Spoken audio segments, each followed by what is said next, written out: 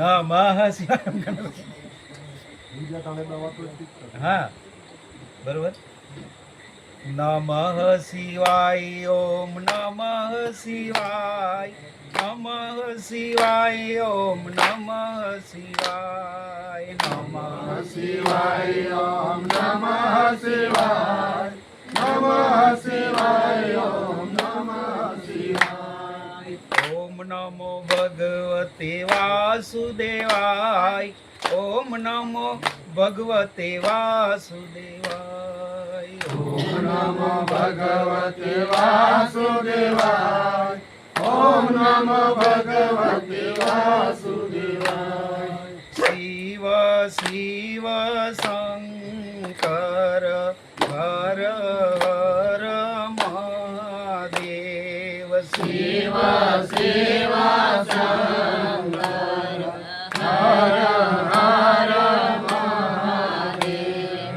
શિવ શિવ શંકર હર હર મહાદેવ શિવ શિવ શંકર હર હર મહાદેવ. હરિ હરિ નારાયણ ગોવિંદ વાસુદેવ હરિ હરિ નારાયણ ગોવિંદ વાસુદેવ. હરિ હરિ નારાયણ ગોવિંદ વાસુદેવ હરિ હરિ નારાયણ ગોવિંદ વાસુદેવ.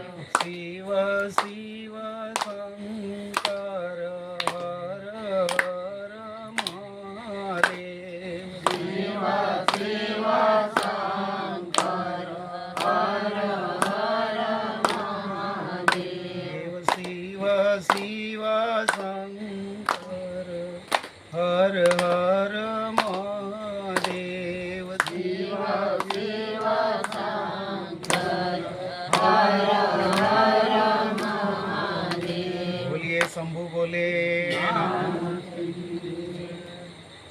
હવે અસીમલાલ કહેતા સાંભળી જ કથા, પણ અહીંયા એવું આવ્યું કે ભગવાન બીજાને એમ કે સંસારમાંથી સંસારને ત્યજીને હવે ભગવાનની ભક્તિમાં આવો, સંન્યાસ લો. પણ ભગવાને અહીંયા કીધું છે કે આ કરદમ ઋષિએ તપ કર્યું તો હવે તારે સંસારમાં જવાનું છે. ઉલટું કીધું. કેમ?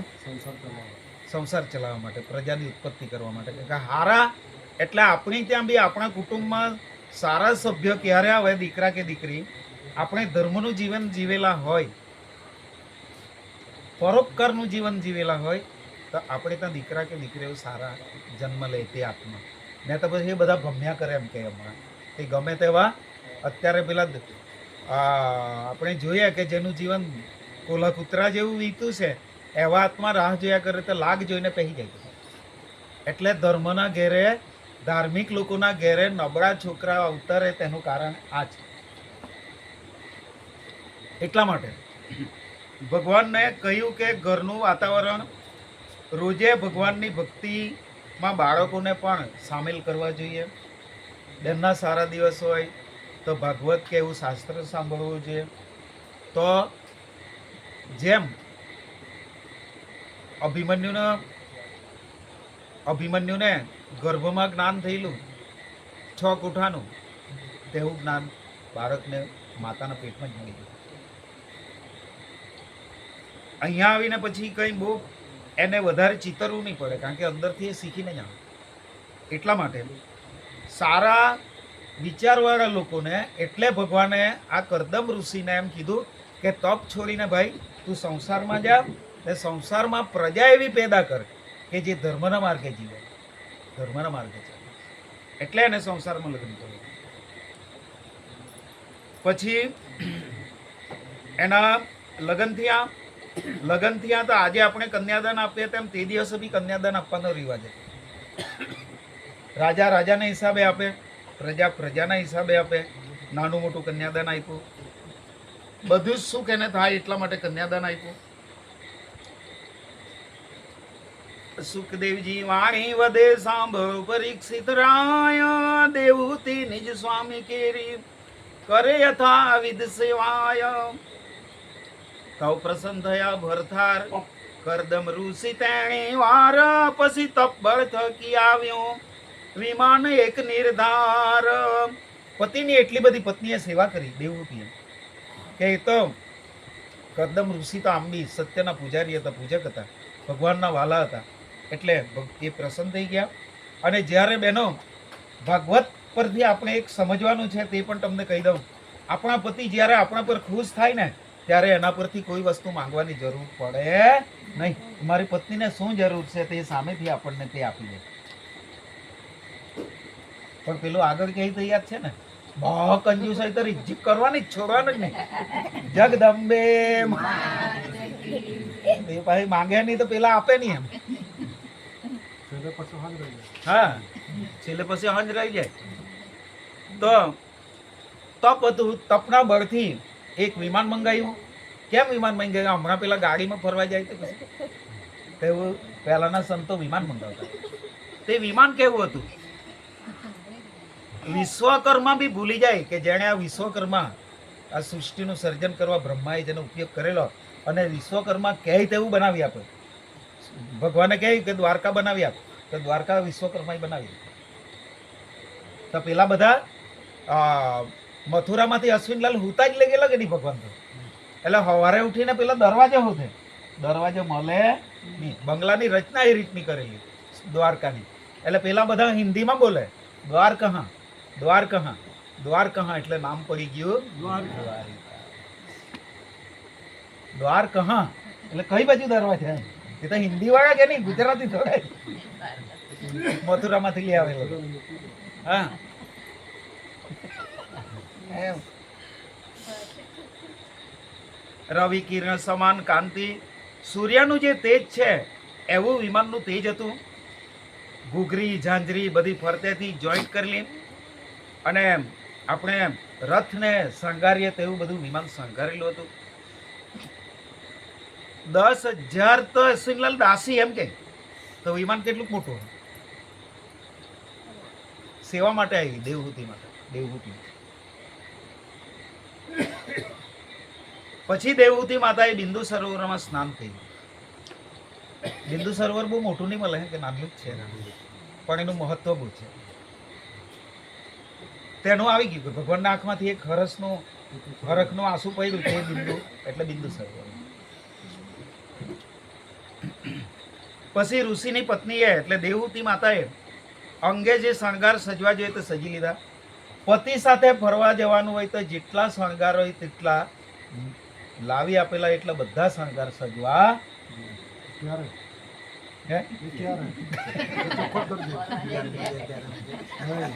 કોઈ સારા પ્રસંગમાં જાય, કોઈ ફરવા જાય ત્યારે શણગાર સજવાના. હા ત્યારે જ પછી મેં તો પેલો ઘર ના આવે ને જો એકદમ નવરી જાય નહીં ને તે દુનિયા મસ્કરી કરે. પેલો ઘર ના મેળે એટલે નહીં આવે. કૃષ્ણ કનૈયા એટલે અમારે તો વક્તાએ બધું જ કેવું પડે તો ખબર પડે.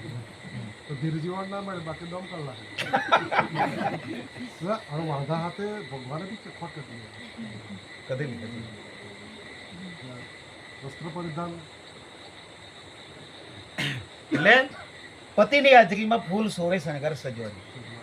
પતિની હાજરી નહીં હોય તો સાદાઈમાં રહેવાનું.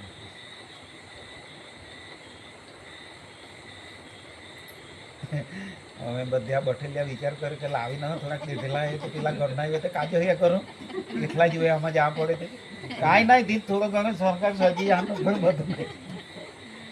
જગદંબે માત કી બધા વિચાર કરતા આવી ગયા એટલે મારે તો પછી કહેવા જ પડે. કરદમ ઋષિ અનંગનો એટલે એક જોઈએ તો ભગવાનનો જ અવતાર છે એટલે બહુ સુંદર શોભે છે. અને વિમાનમાં બેસીને એ લોકો ફરવા લાગ્યા. હિમાચલ ગયા, પહેલાં હિમાલયમાં ગયા. એટલે શિવ આજનો દિવસ બહુ ફાઇન છે. શિવ ને પાર્વતીના દર્શન કર્યા, કૈલાસ પર્વતના દર્શન કર્યા. પછી ત્યાં નંદનવન છે કુબેરનું હિમાલયનું, તે કુબેરને જતા ગયા. કૈલાસની બધી રચના જોઈ કે માતા પાર્વતીને ભગવાન શિવજી કેવી રીતે રહે છે. ત્યાંથી ગયા પછી વૈકુંઠમાં, એટલે ભગવાન કનૈયાનું ગોલોકને વૈકુંઠ જોયું. આપણે ક્યાં જાય?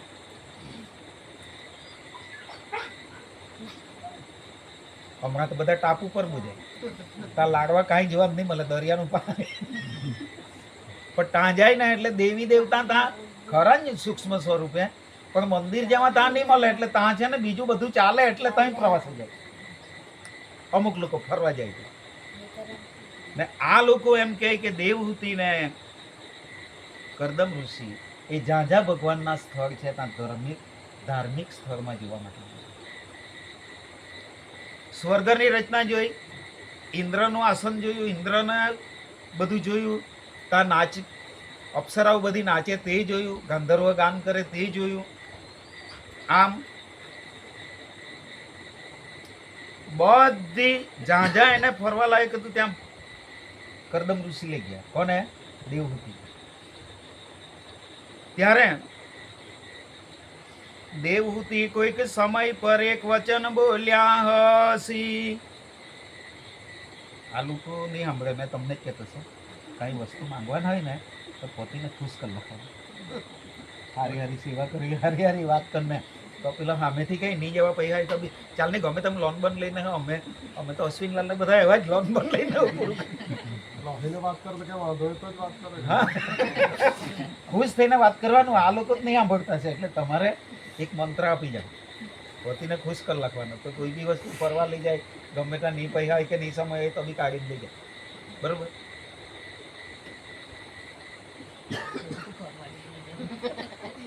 હવે તો 10 રૂપિયા મને આપે ને બધા. આટલો સારો ઉપાય બતાવ્યો, આવું કોણ તમને સમજાવે?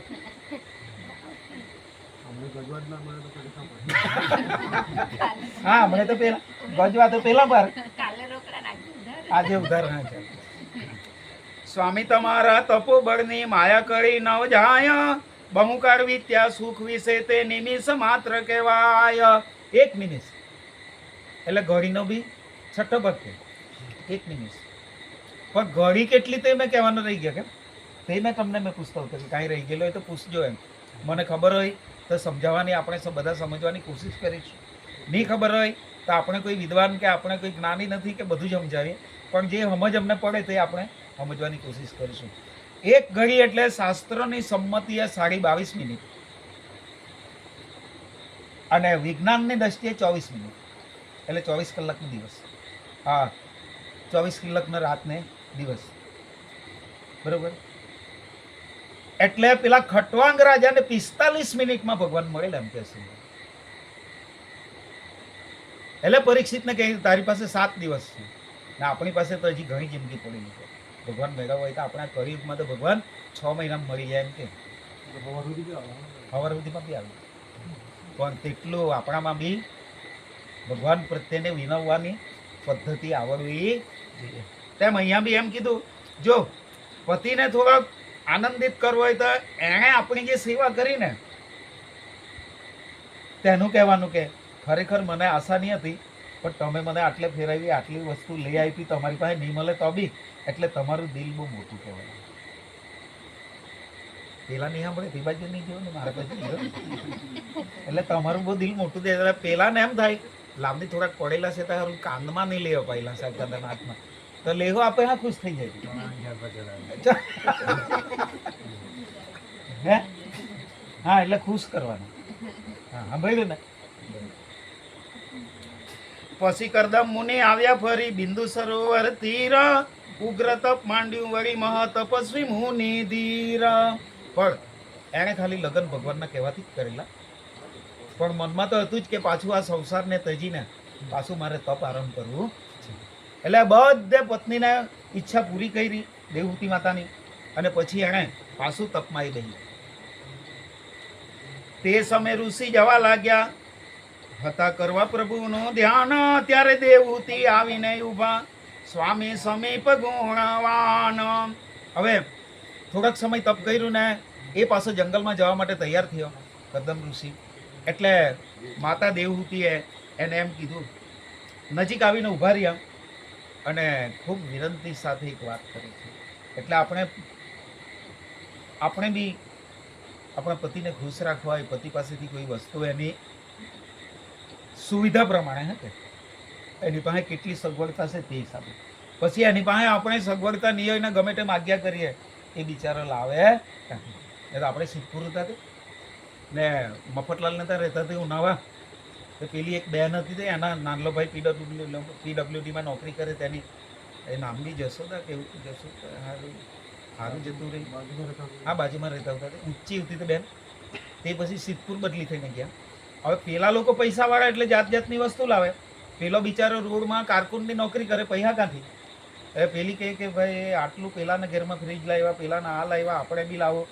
તેવામાં બંનેની કચકચ થાય. કચકચ થતાં છે ને તો અહીંયા તો બધા હાથે આવતા એટલે ગમે તમે એને સમજાવી લેતા. સિદ્ધપુર ગયા પછી તો તે હળગીને મરી ગયેલી, જ્યોત્સના નામ હતી, જ્યોત્સના રણબી પટેલ. એટલે કહેવાનો મતલબ આ જે હઠ છે ને, હઠ બહુ ખરાબ છે. હઠ નહીં પકડો, હે સ્ત્રી હઠ, બાળ હઠ ને રાજ હઠ, ને તેમાં બધી જ હઠ આવી. જે પતિ પાસે નહીં હોય તે જો આપણે માગીએ તો પેલો કાંથી લાવવાનો? તો પછી તેને બે કામ કરવા પડે.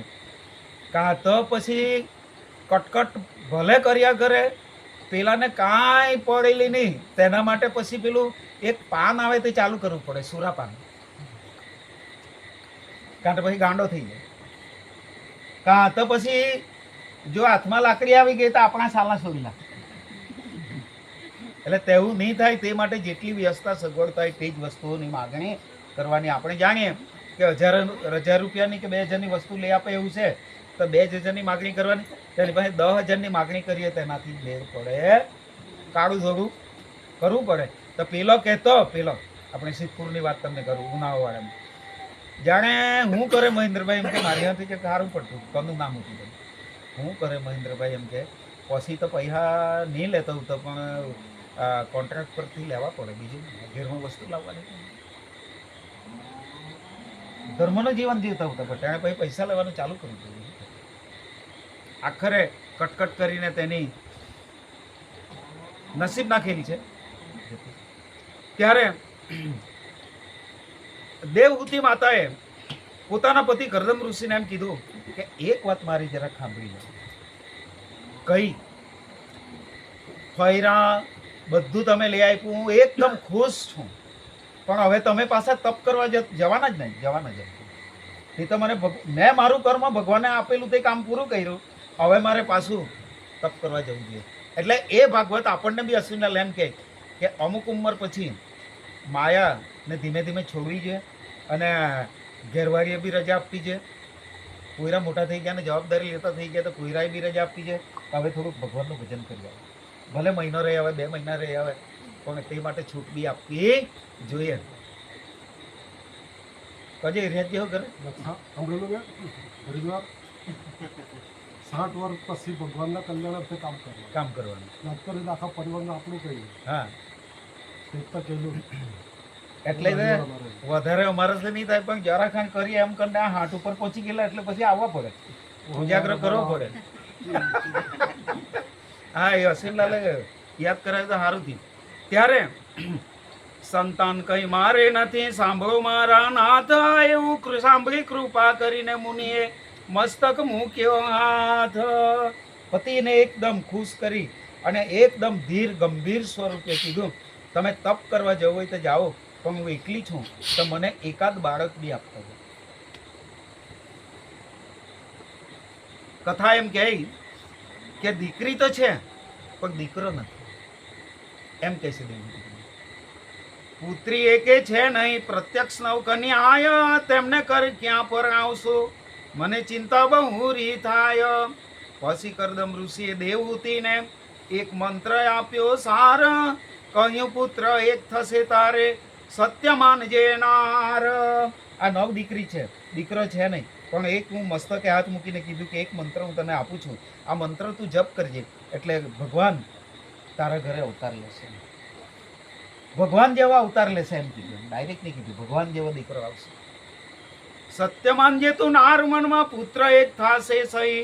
23 અધ્યાય થયા પૂરા. તૃતીય સ્કંદ કથા કઈ, રણછોડા રાય કી જય.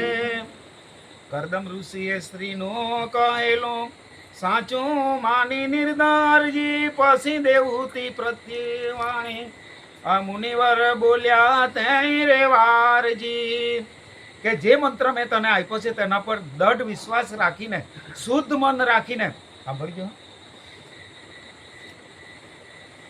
મારા ગુરુજીએ મંત્ર એક આપ્યો ઓ ગાઈ રે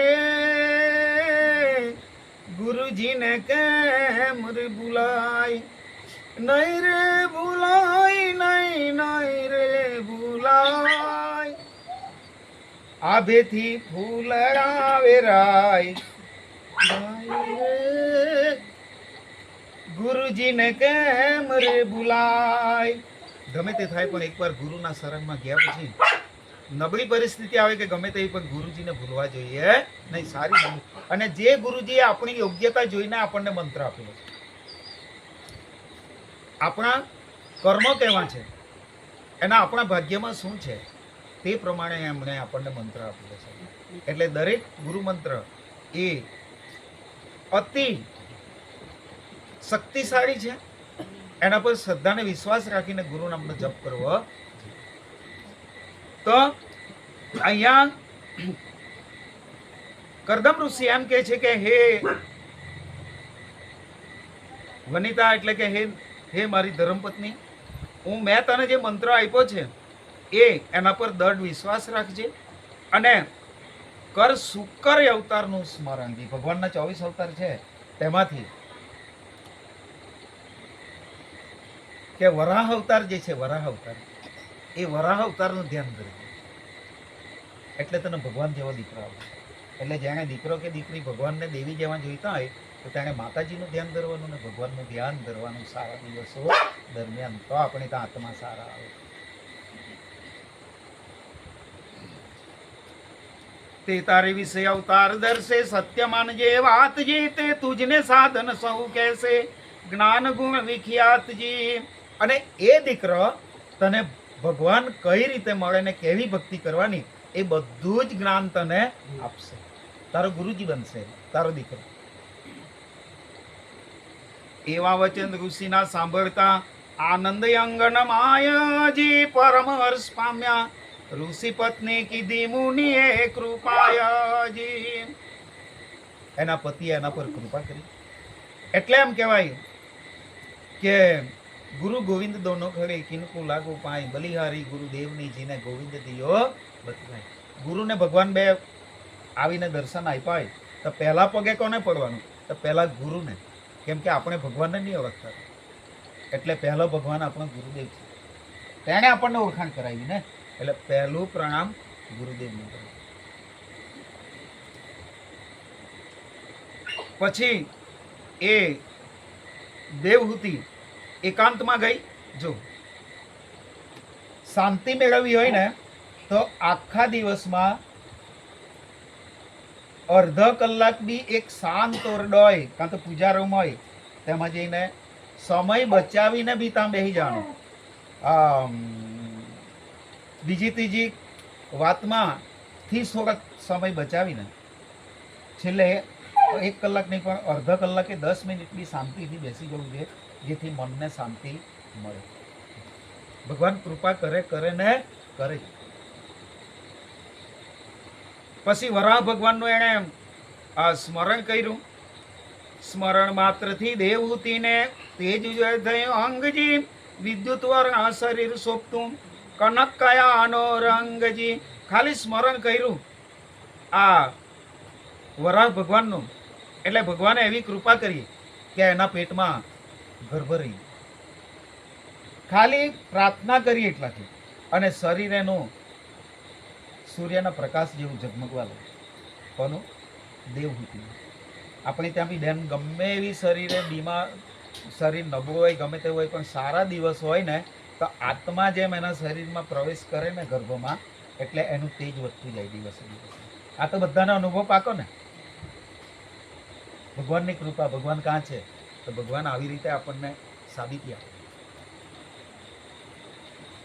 મુખની કળા મોઢું એનું પછી સુંદર ચહેરો થતો જાય. ભલે બીમાર હોય ગમે તેવી જરાક હોય માતા તો બી એના ગર્ભમાં પેટ ભગવાન આત્મા એક આવી જાય એટલે એનો પ્રકાશ એને બહાર પ્રકાશિત થઈ જાય. આપણે પહેલા ભજનમાં બોલ્યા કે વસુદેવે તો બીજક વાવ્યું, હુવો દેવકીજી ક્ષેત્ર પ્રકાશ, એટલે દેવકીજીના શરીરમાં પ્રકાશ થઈ ગયો.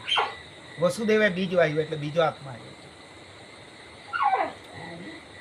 કરદમ ઋષિ મન આનંદ પામ્યા, વૃદ્ધિ પામ્યો બ્રહ્માનો વંશજી. કરદમ ઋષિ ત્યાં સુધી ત્યાં જતા આનંદ થયો કરદમ ઋષિને. હવે બ્રહ્માનો અંશ આવીને દેવહૂતિના ગર્ભમાં બેઠો છે. પછી કરદમ ઋષિએ સામું જોયું, નિરખ્યું સ્ત્રી મુખ ચંદ્રજી, અંગ તેજસ્વી દીઠું પધારશે પ્રભુ આનંદ કંદજી. અને પતિએ પછી એના પત્નીનું મોઢું જોયું, ચહેરા પરથી એને દેખાયું હવે ચોક્કસ ભગવાન એના પેટે અવતાર લેશે. તેણે સમય હોવ દેવહૂતિ કુખે કપિલનો અવતારજી, પરમ સુંદર શોભતું મુખ તેજ તણો નહીં પારજી. અને પછી કપિલ ભગવાનનો ત્યાં અવતાર થાય. તેજનો અંબાર દીકરો જનૈમ છે. પ્રત્યક્ષ પ્રભુજી અવતર્યા છે. પોતે શ્રી પૂરણ બ્રહ્મ, કહેવા જ્ઞાન માતા દેવહૂતિને સાચવવા સૌ ધર્મ. દેવહૂતિ માતાને નિમિત્ત બનાવીને જ્ઞાન કહેવા માટે, આત્માનું જ્ઞાન, અને આ ધર્મ પૃથ્વી પર ટકી રહે એના માટે એણે આ જ્ઞાન દેવહૂતિને નિમિત્ત બનાવીને આપ્યું છે.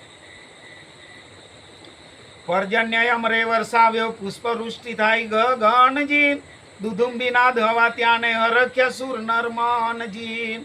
અને પર્જન્ય એટલે વરસાદ, ફૂલનો વરસાદ દેવતા લોકોએ, અમર લોકોએ વરસાવ્યો દેવહૂતિ અને પેલા બાળક પર. અને સુર અને નર, સુરનર બધા મનથી હરખ્યા. હવે આપણે 10 અવતારની આરતી બોલીએ ને તો મારે કહેવાનું છે એટલે કહી જ મૂકો, પછી જેમને જેવી ઈચ્છા હોય તેવી. પણ આપણે આરતીનો મોટો છે મહિમા, સુનિવર મુનિવર ગાવે. બસ બામણા બી એવું જ બોલે, સુનિવર મુનિવર ગાવે. પણ ભાગવતમાં એવું કહે છે કે સુર નર મુનિવર. સુર નર એટલે દેવતા લોકો, મુનિ એટલે મુનિ લોકો. આપણે બધા એવું જ સુનિવર મુનિવર ગાવે. ને બીજી લીટીમાં એવું છે કે બીજે અસુર ને અસુર મળ્યા, સાગર મથવાને કાજે, વાસા પરવાર્યો વિંધ્યાચળ. કૌરવ મહારાજે, બામણા બી એવું જ બોલે, કૌરવ મહારાજે. કાથી કૌરવ મહારાજ આવ્યો? કચ્છપ મહારાજ. કશ્યપની નહીં, કચ્છપ, છત્રીનો છ એટલે કાચબો. ભગવાને જ્યારે સમુદ્ર મંથન થયેલું ને ત્યારે કાચબાનો અવતાર ભગવાને લીધો, એટલે કચ્છપ અવતાર છે. એટલે આરતી બી ખોટી બોલે, આપણે તો બોલીએ જ પણ બામણા બી ખોટું બોલે. એટલે આ શબ્દ જ્યાં જ્યાં આપણને પકડાઈ જાય ત્યાં આપણે એને સુધારી લેવો જોઈએ, તો વિશેષ શ્રદ્ધા અને વિશેષ એના પર પ્રેમ જાગે. એટલે વાજિંદ્રભાઈ તે વખતથી ભગવાન જન્મમાં તો વાગતા આવેલા દેહ, એટલે આજે બી વાજિંદ્ર વગાડો. જન્માષ્ટમી હોય, કોઈ ભજન ગાતા હોય ભગવાનના, તે તો વાજિંદ્ર અશ્વિના વગાડવા. હવે મને જે પ્રશ્ન પૂછેલો અંભેટીમાં તે દિવસે મને આ ચાલુ નહીં વાંચેલું, બાકી પેલા મેં ભગતને કહેતા હે. અમુક જગ્યાએ થાળી વગાડે. હા, થાળી વગાડે. પરિવાર જમે હવે તો લગભગ પણ હમણાં એવું લખેને ખબર પડી જાય કે નહીં વગાડે, પણ લગભગ વગાડે છે. તો આ દીકરો તને એમ કે આ જીવનું, જીવ એટલે શું અને આત્મા એટલે શું એ તને જ્ઞાન આપશે, આત્માનું જ્ઞાન આપશે. જો આપણે હે પ્રભુ આનંદ નહીં, હે નાથ જોડી હાથ પાએ પ્રેમથી સૌ લાગીએ, પરમાત્મા એ આત્માને શાંતિ સાચી આપજે. તો ઘણાય પ્રશ્ન મને તો એવા ઘણાય પૂછ્યો, ડૉક્ટર જેવાય બી પૂછ્યો કે આત્માને તો કંઈ લાગતું વળગતું નથી, તો એના શાંતિ માટે હું કામ પ્રાર્થના બોલવી છે? પણ આત્મા સ્વરૂપે જ ભગવાન આવેલો છે, આત્માનો અંશ, ભગવાનનો અંશ આત્મા બનીને આવેલો છે. પણ આપણે બધા જીવીએ જીવ ભાવનામાં ને મરીએ બી જીવ ભાવનામાં, એટલે પ્રાર્થના કરવી પડે. બાકી આત્મભાવનામાં જે દેહ છોડી જાય ને તેના માટે કંઈ પ્રાર્થના કરવાની રહેતી નથી. સંત લોકો માટે કંઈ નહીં કરીએ તો બી ચાલે, લોકો બધા મેળવીને આત્માને ઓળખીને પસી ગયા. તેથી બહેનો, મીરાબાઈ રાજાની દીકરી આપણને બધાને કહી ગઈ, તમને તો ખાસ, આત્મને ઓળખ્યા વિના રે આ લક્ષ 84 નહીં રે મટે હોજી. આ બ્રહ્મણાને ભાંગ્યા વિના રે આભવના ફેરા નહીં તો ટળે હોજી. આત્માને જ્યાં સુધી નહીં ઓળખીએ ત્યાં સુધી નરસિંહમાં કે જ્યાં લગી આત્મતત્વ ચિંધ્યો નહીં ત્યાં લગી સાધના સર્વ જૂઠી. એટલે કે જૂઠી નહીં, પણ તેનું ફળ આપણને હજી મળ્યું ગણાય નહીં. સાધના તો કરવાની, આત્મને ઓળખી લેવો એ મનુષ્ય જીવનનું પરમ કર્તવ્ય છે, શ્રેષ્ઠ કર્તવ્ય.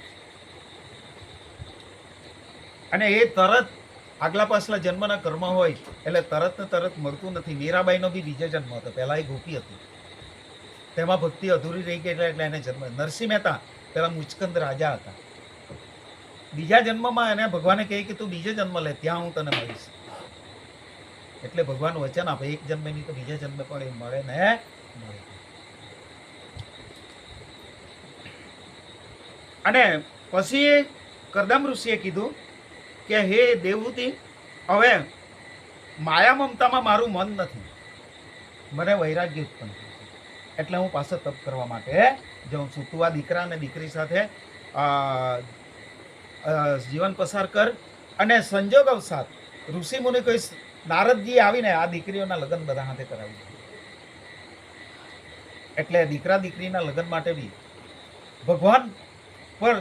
ભગવાનને ખૂબ પ્રાર્થના કરવી જોઈએ કે પ્રભુ એને જ્યાં બી નિમિત્ત હોય ત્યાં તું બતાવી દે. પછી આપણે બી પ્રયત્ન કરવા પડે, પણ ટૂંકમાં ભગવાનની જ્યાં ઈચ્છા ત્યાં જ આપણને, જ્યાં યોગ્ય આપણું થતું હોય ત્યાં જ બેસાડે. બાકી આપણને નુકસાન થતું હોય તેવી જગ્યાએ બેસાડે. જે ભગવાનના ભગત છે એને તો ખાસ. તો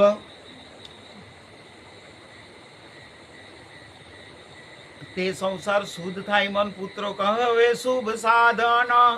દેવહૂતિ માતાએ પછી કીધું, પતિને રજા આપી દીધી કે જાઓ હવે તમે સુખેથી ભગવાનનું ભજન કરો, ધ્યાન ધરો અને પરમાત્માને મેળવી લો, મોક્ષ ગતિ પ્રાપ્ત કરો.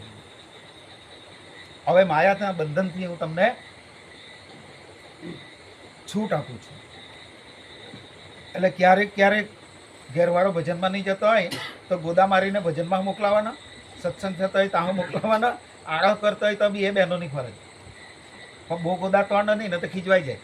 જરા એમ ગિલિયા જેમાં કરવાના, જાણી ખરા હું એમ જોરથી આંગળી મારવા ગયા ને તો પછી આપણે તૈયાર રાખવાના ગામ કૃષ્ણ કનૈયા.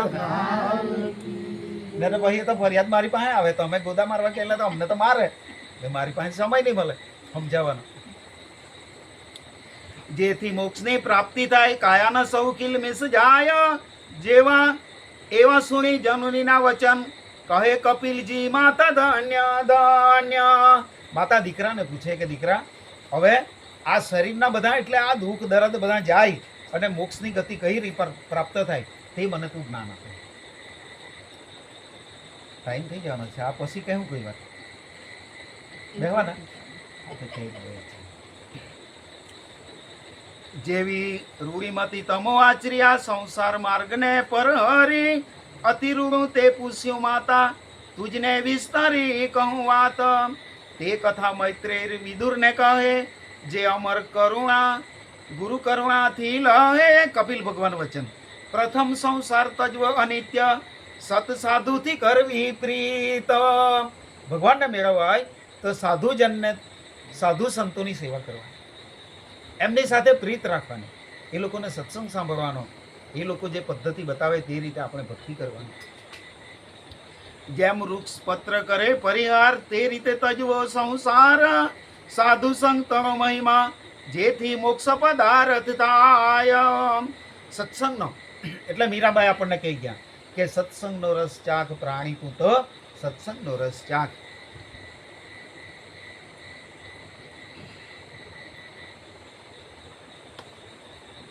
જરાખંડ નજીક આવેલી દૂર જઈ રહી હે.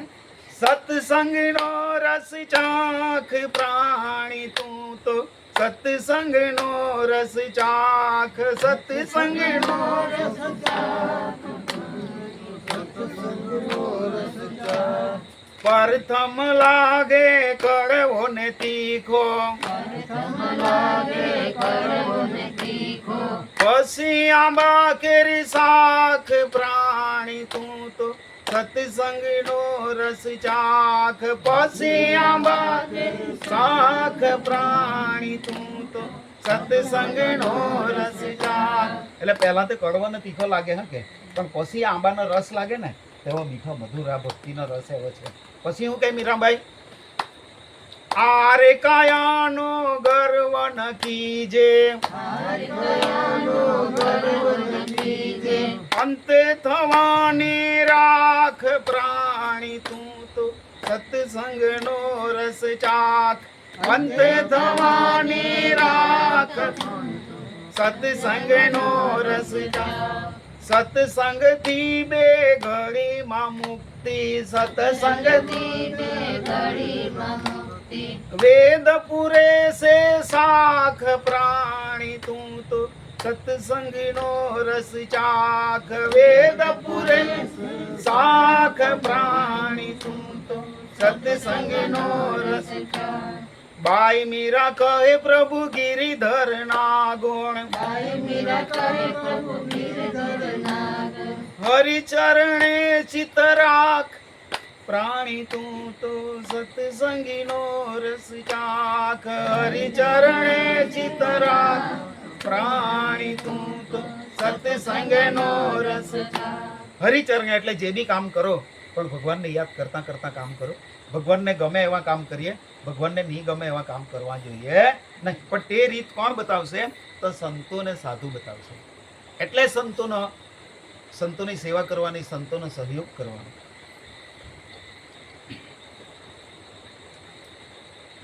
દુષ્ટ શંકરે નર જે અઘોર નરકનો અધિકારી તે સાધુ સેવન ને હરિની કથા જેણે જાય સંસાર અને વ્યથા.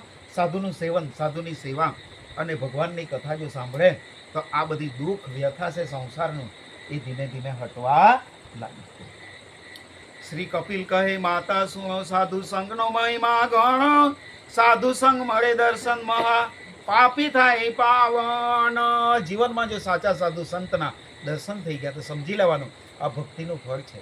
આ ભગવાન આપણને આ ભક્તિનું ફળ આપતા છે. તો જ સાધુ સંતો મળે, બાકી સાધુ સંતોની સેવા થાય નહીં ને સાધુ સંતો મળે નહીં. લોક નિંદા કરવી નહીં એમ ને લોકની નિંદા કરે ને, લોક નિંદા તેને જન્મ મરણના દંડ પડશે.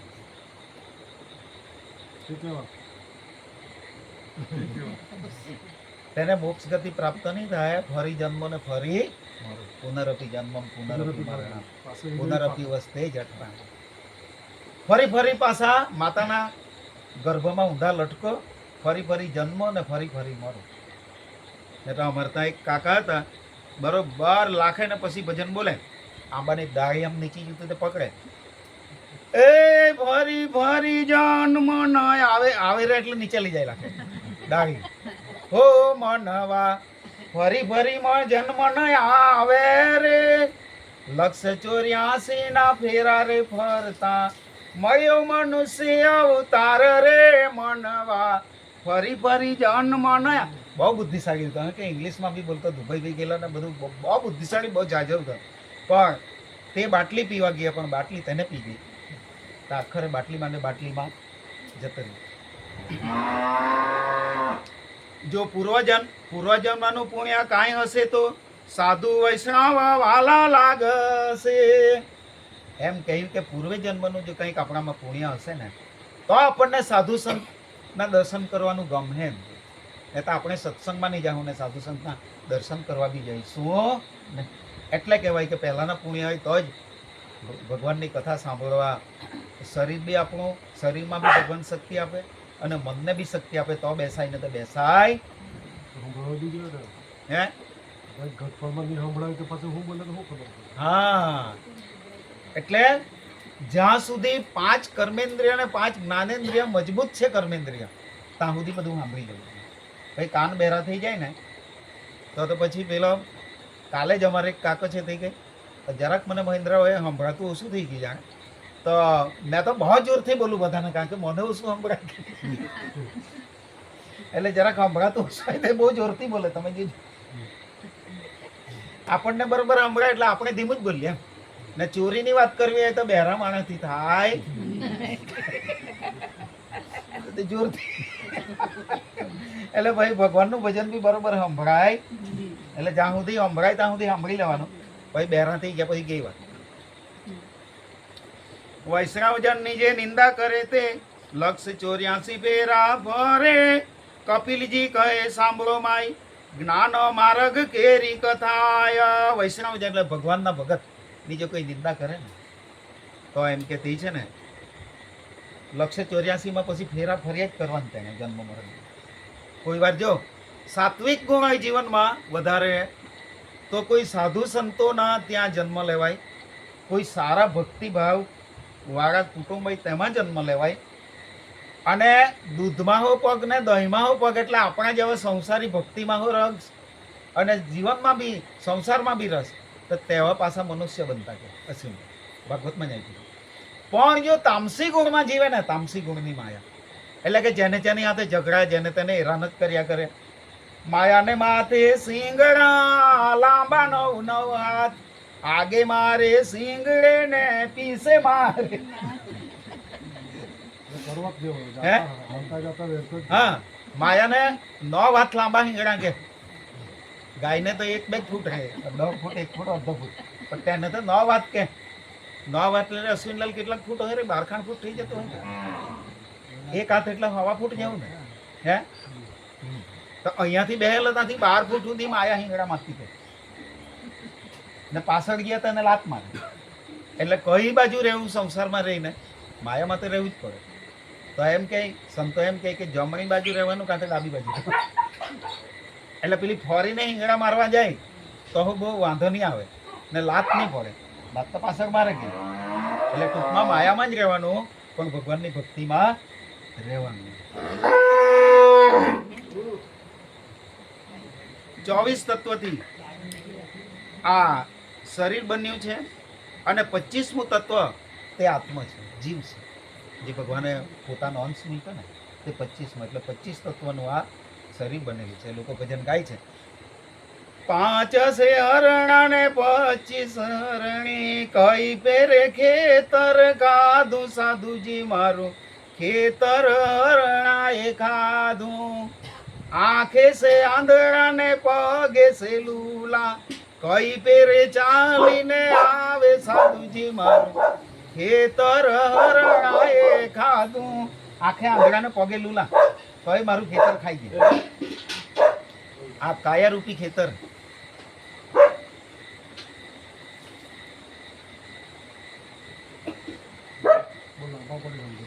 હે એ ઘણું છે એટલે આપણે એને કોઈક વાર વિસ્તારથી લઈશું. ટૂંકમાં આ કાયારૂપી ખેતર છે. આ ખેતરમાં સત્ય વાવશું તો સત્યનું બીજ વાવવું તો સત્ય જ ઉગશે, અને જૂઠા કપટના બીજ વાવવું તો કપટ જ ઉગશે. કર્મ તેવા જ હશે. એટલે હંમેશા આ શરીરમાં સાત્વિક ગુણ જમા રહી વધે અને સત્કર્મ થાય એવા જ ગુણના વાવેતર કરવું, જે વાવણી કરવી જોઈએ.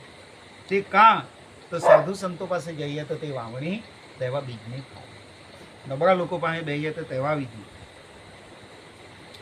પછી ભગવાને એમ કીધું, આ કપિલ ભગવાને કે સત્સંગ કરવો કેવો કે મહાપુરુષોએ પોતાનો અનુભવ કરીને જે આપણને આપેલો તે સત્સંગ સાંભળવો, તે પ્રમાણે આપણે કરવાનું, પણ દઢ મન રાખીને ને જીવનમાં ઉતારવું, આચરણ કરવું, નીતિ નિયમ પાડવું.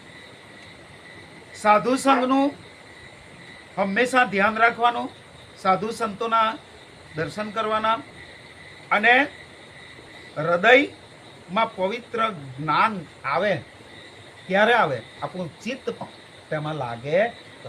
બાકી મન તો ગમે ત્યાં ભમે. મન અને ચિત્ત જુદા છે. તે કઈ રીતે? ઘણી વખત તમે જોજો, આપણું ચિત્ત કોઈક બીજા કામમાં લાગેલું હોય ને મન ભાગમભાગ કરતું.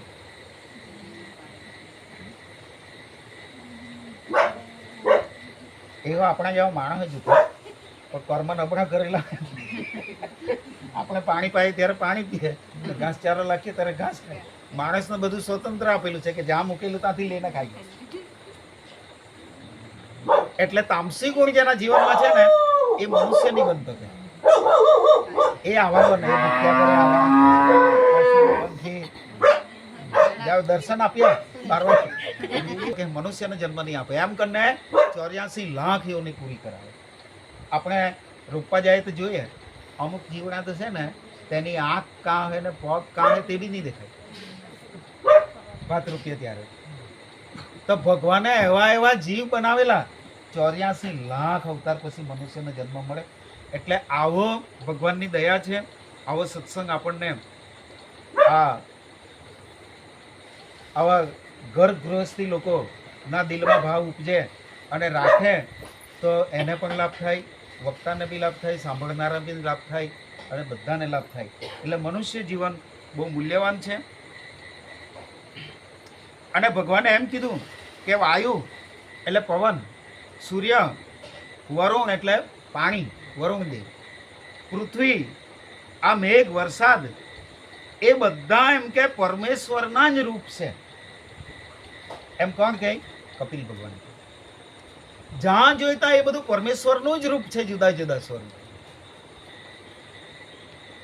તે ભજતા સાંખ્ય યોગ કહેવાય, હવે ભક્તિ યોગનો કહું માય. જેલે જેમાં તેમાં ભગવાનના દર્શન કરે ને તેને સાંખ્ય યુગ કહેવાય. એટલે ભગવદ્ ગીતામાં ભગવાને કહ્યું છે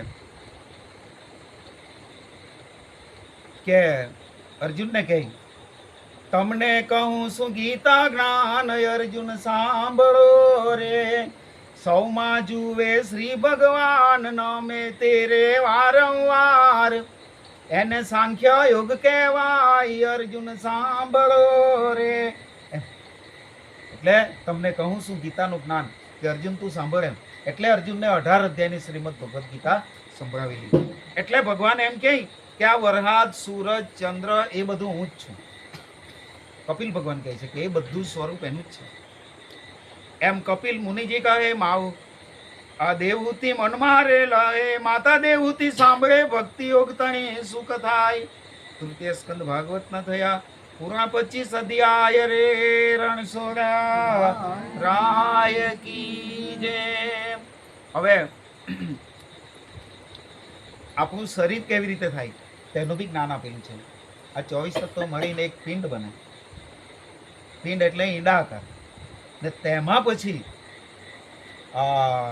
એમાં બધા મહિના બી આપેલા છે કે તે મહિને હાથ બને, પગ બને, ઈંડા આકાર હોય તેમાંથી બધું આખું મનુષ્યનું શરીર બને, પ્રાણીનું શરીર બને.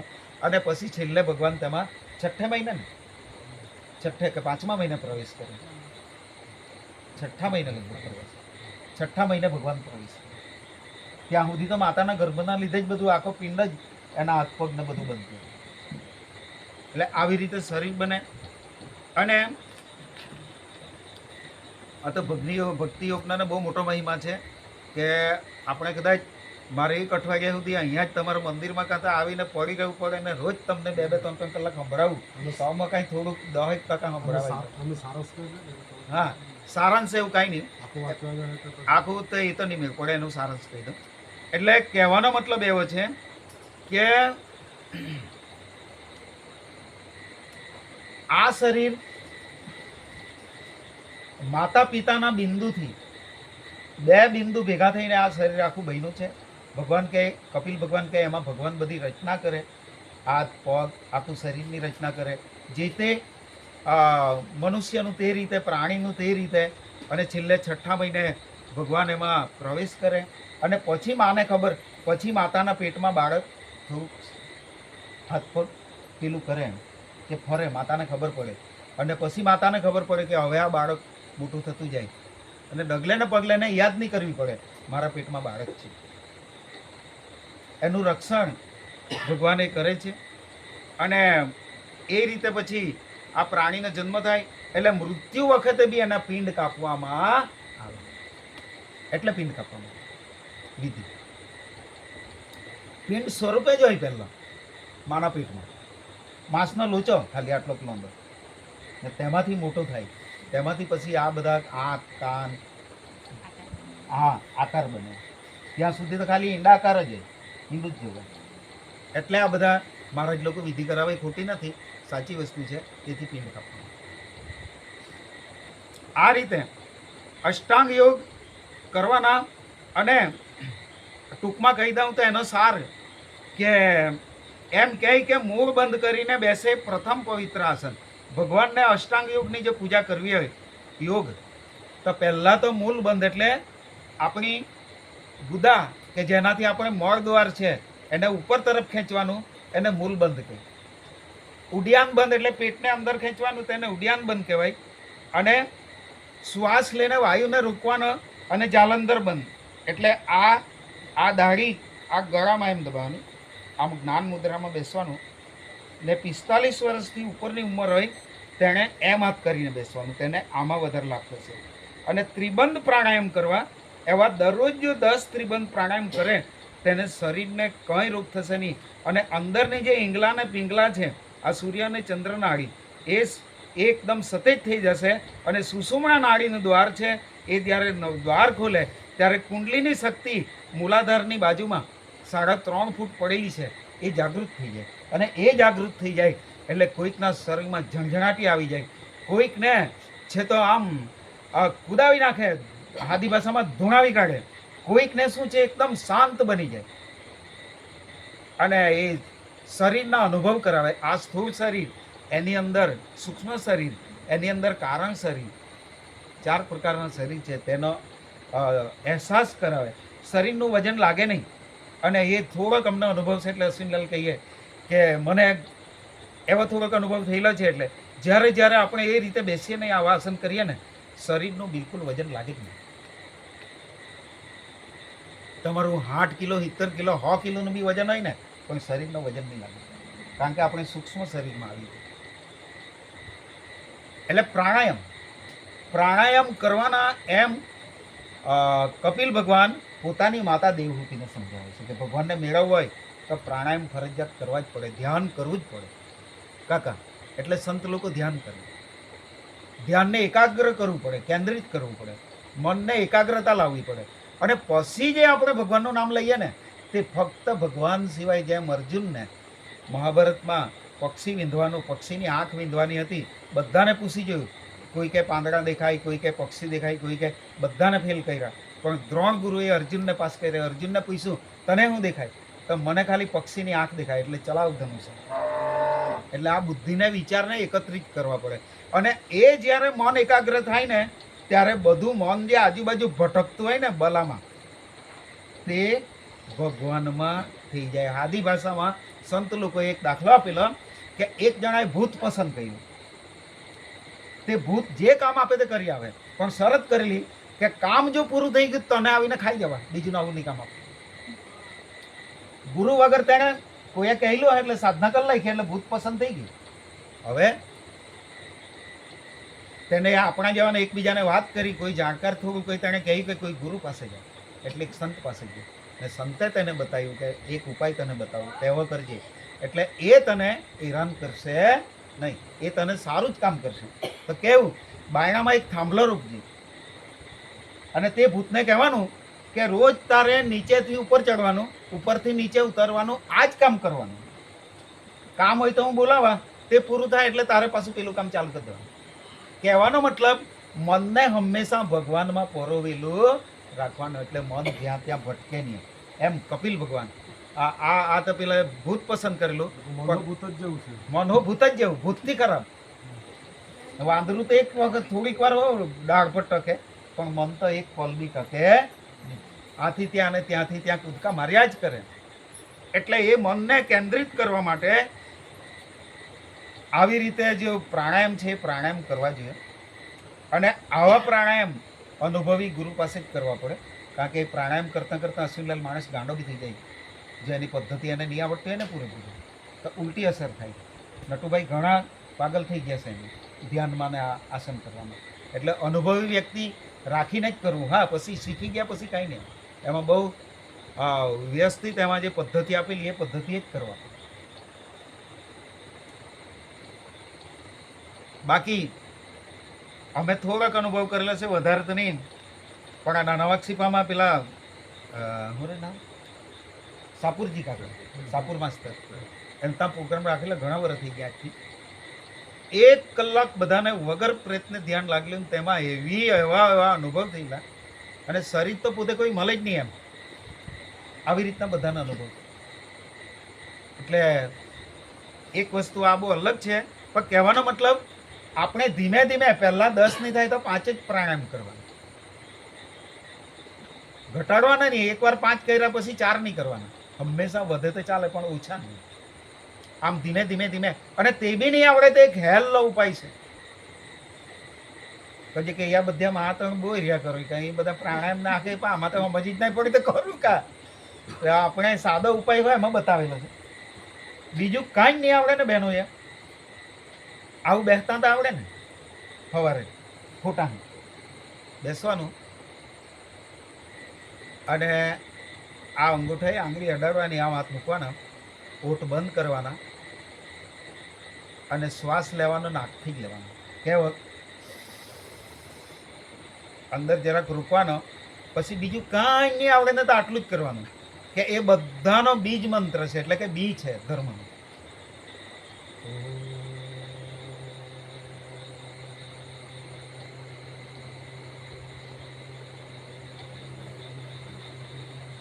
દસ વખત કરવાનું બીજ.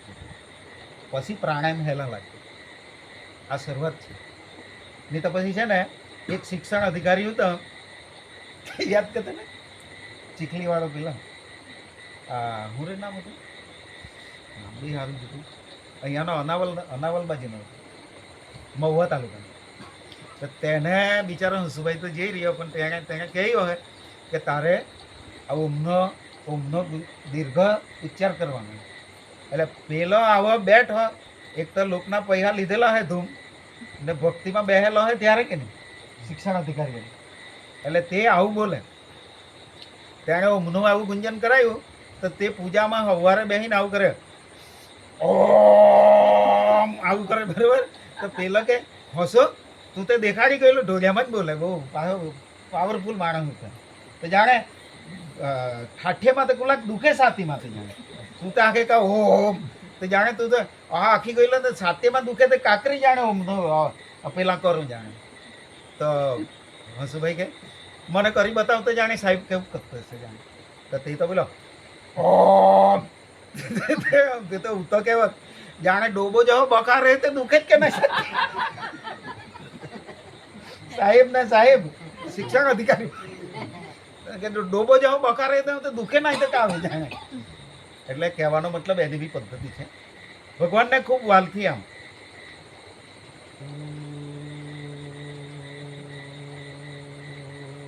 આપણું મન ભટકતું 10 વખત કરીએ ને ત્યાં સુધી 10 મિનિટ તો ભટકતું બંધ થઈ જાય. આવો અનુભવ છે, એ જીવનમાં ખૂબ કામ લાગે એવો છે, બરાબર. તો આ રીતે કોઈક વાર આપણને એવો સમય મળે, તમે કહી દઉં આ રીતે કાંઈ આપણે તો 3-4 વાગ્યાના ટેવાયેલા, એટલે આપણને તો તમે 1 વાગ્યા સુધી 2 વાગ્યા સુધી આપણને તો કાંઈ પડેલી નહીં. પણ બધાએ પેટનું બી કરવાનું, ઠેઠનું બી કરવાનું, શેઠનું બી કરવાનું, બધું જ કરવાનું. ને હવે કાયાને હા કાયા રાણીને જોઈને કામ કરવાનું. બાકી અમે રહું છે, અમે તો ટેવાઈ ગયેલા. એટલે એ ભગવાનની દયા કે બાકી કંઈ અમારાથી બી બેહાય નહીં. બાકી હું તો ઊંઘર્યો કેટલાક તે તો એ જાણે. વાતમાં બી હોઈ જામ, બાકડા પર બેહેલો ત્યાં બી હોઈ જામ, ઘેર હતા એમ જ બેહેલો ત્યાં બી હોયા કરું. તમારે કે કેટલાક ઊંઘ્યા કરું. ઊંઘતા ગાડી ચલાવ્યા કરેલી, ગટરમાં ઉતરી ગયેલી. આવું અમારી તો. પણ કરે હું શ્રાવણ મહિનો ને 30 દિવસમાં 28 પ્રોગ્રામ કરેલા છે ને દરરોજ 2 વાગે ને સવારે નોકરી. નહીં હવે તો તેવું જ રાખેલું છે. પણ કોઈ વાર શું થઈ જાય ખબર કે હવે એનો સમારગમ થશે. એક દાખલો એમ બીજા કોઈને આવતીકાલનો દિવસ ગમી ગયો વધારે નહીં, ખાલી 2 કલાક 1.5 કલાક આમને એમ થઈ બેઠા પછી તો હવે માણસ ત્યાં કહેવત છે તે હિસાબે ચાલે.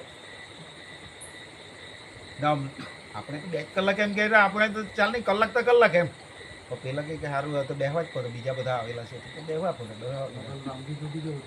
હા એક શબ્દ પર આખી રાત કાઢે પછી કથા એમ જ રહી કરે. હા એટલે બધાના કામકાજ વ્યવહારે આપણે હું ખેડૂતના દીકરા, ધંધાવાળા, બધું જ એટલે બધું જ સાચવવાનું સંસારી લોકો. એટલે તો પછી પેલા કબીરજીએ કહેવું પડ્યું કે સંસારમાં સરસો રહે મન મારી પાસ, સંસારમાં લોપાય નહીં તેને જાણું મારો. તો આ રીતે સિદ્ધપુરમાં કેમ લોકો માતાનું શ્રાદ્ધ કરવા જાય કે માતાએ દીકરા પાસેથી આત્માનું જ્ઞાન લીધું અને તે માતા બી મોક્ષ ગતિને પ્રાપ્ત થઈ. એટલે આપણી ઘેરની મા બહેન જે અવસાન પામેલી હોય તેને મોક્ષ ગતિ મળે અથવા બીજો જન્મ ખૂબ સારા કુટુંબમાં મળે અને એને મોક્ષ ગતિ પ્રાપ્ત થાય. એ માટે માતાનું શ્રાદ્ધ આપણે સિદ્ધપુરમાં જઈને કરે તો જ પૂરું થાય. બાકી આખી દુનિયાની પિતાનું ગયામાં ને માતાનું સિદ્ધપુરમાં બિંદુસર. બરોબર. તો આ રીતે આવું બી આપણા ભારતમાં મા દીકરા જન્મી ગયેલા છે કે જે માએ દીકરાને ગુરુ બનાવ્યો. ને બીજો બી આજે દુનિયા જે કહેવું હોય તે કહે, પણ બાપુની માએ બાપુને ગુરુ બનાવ્યો અને એને મોક્ષ ગતિ પ્રાપ્ત થઈ. એટલે આજે સંતો દુનિયા કળિયુગ છે, અવગુણની ભરેલી છે. આપણે હારા માર્ગે જઈએ તો હાથ પકડીને ખેંચી પાડે, આ નહીં હારું એમાં આ હારું. પણ આપણે મારું તો આજ સુધીમાં જે મારો અનુભવ છે તે અશ્વિનલાલ એક જ છે કે આપણા ગુરુદેવ પાસે ગયા ને આપણા ગુરુદેવે આપણી યોગ્યતા પ્રમાણે આપણે આપણી કેટલી ક્ષમતા છે, યોગ્યતા છે, તે પ્રમાણે જ આપણને મંત્ર આપેલા છે. એટલે આપણી દવા એ જ છે કે આપણને જે ગુરુ મંત્ર આપેલા છે એના જ પર ચાલવાનું. સત્સંગ બધાનો સાંભળવાનો, પણ કરવાનું પેલા કહે કે ભગવાન અહીંયા જાય તો મળે. હા મળશે, તમે દર્શન કરી લેજો, પણ અમારા ગુરુજી જે દિવસે દર્શન કરાવે તે જ દિવસે કરજો. આ બી મહાન સંતોની બધી બહુ કથા છે આ વિશે. તો આજે આપણે અહીંયા કથાને વિરામ આપીએ છીએ કે કહેવાનો મતલબ કે માણસે પૂર્વેના પુણ્ય ઓછા હોય, વધતા ઓછા હોય ને આ જ જન્મમાં આત્માની ઓળખાણ કરવી હોય ને મોક્ષ ગતિ પ્રાપ્ત કરવી હોય, ભક્તિમાં જલ્દી પ્રગતિ કરવી હોય તો પ્રાણાયામ અને ધ્યાન સિવાય આગળ જલ્દી જવાતું નથી. એક વિમાન છે, ધ્યાન એટલે એક વિમાન છે. નાસ્તિ ધ્યાન સમમ તીર્થમ, નાસ્તિ ધ્યાન સમમ દાનમ, નાસ્તિ ધ્યાન સમમ ધર્મમ તથા ધ્યાન સ્મરચારેત. એટલે એટલા માટે ધ્યાન કરવું જોઈએ કે ધ્યાન જેવું કોઈ તપ નથી, ધ્યાન જેવું કોઈ દાન નથી, ધ્યાન જેવું કોઈ જીવન નથી, ધ્યાન જેવી કોઈ ભક્તિ નથી. એટલે દરેક વ્યક્તિ ધ્યાન કરે તો બીજાની સલાહ કદાચ તે વખતે આપણે યાદ કરીએ તો તે આપણને અંદરથી જવાબ મળે છે. અંદર ભગવાન બેઠા છે એ જ જવાબ આપે કે આ વસ્તુ સાચી છે, આ વસ્તુ સાચી છે. બરોબર. તો આપણે બધા આરતી કરીશું અને પછી આ કથાને આપણે અહીંયા વિરામ આપીએ. થોડીક કથા હજી બહુ ફાઇન બહેનો માટે, ભાઈઓ માટે તો છે જ, બધા જ માટે છે, પણ બહેનોને ખૂબ વિશેષ લાભ કરે એવી કથા છે. પણ એના માટે આપણને એકાદ કલાક હજી એકાદ 1.5 કલાક લેવો પડે. તે ક્યારેક પાછા મળીએ ત્યારે યાદ કરાવજો એ કથાનું આપણે. તો આરતીમાંથી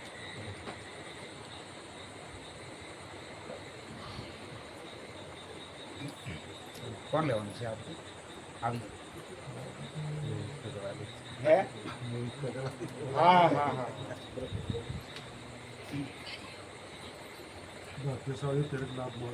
હે